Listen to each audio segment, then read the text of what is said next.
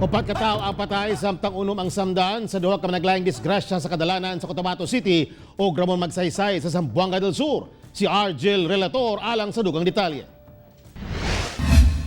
Sa Ramon Magsaysay, Zamboanga del Sur, nagkarambola kining 10-wheeler truck nga dunay kargang sako-sakong ahos, tricycle nga dunay kargang mga isda, ug prime mover truck nga dunay kargang container van.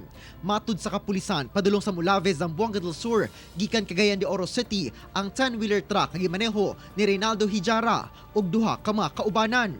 Pag-abot sa Purok 4 Barangay Paradise, naigo niini ang tricycle nga gimaneho ni Rene Nasis. Humani ini, nabangga sab sa 10-wheeler truck ang usa ka prime mover truck nga gimaneho ni Dennis Bentosa.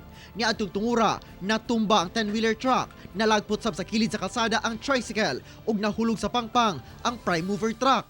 Dead on the spot ang mga driver sa mga nagkarambolang sakyanan nga sila Hijara, Nasis ug Bentosa. Patay sab ang usa ka sakay sa 10-wheeler truck ug kritikal ang usa.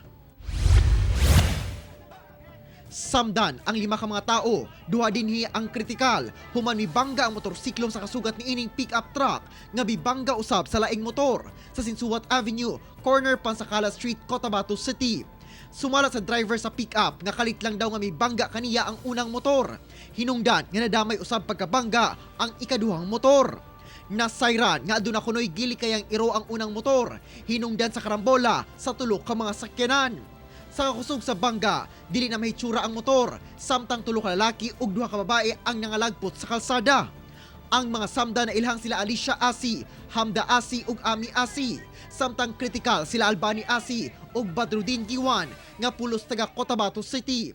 Hinoon, paspas gimitabang ang mga tao sa palibot ug daling nadala sa ospital ang mga biktima. Ako si Argel Relator para sa One Mindanao.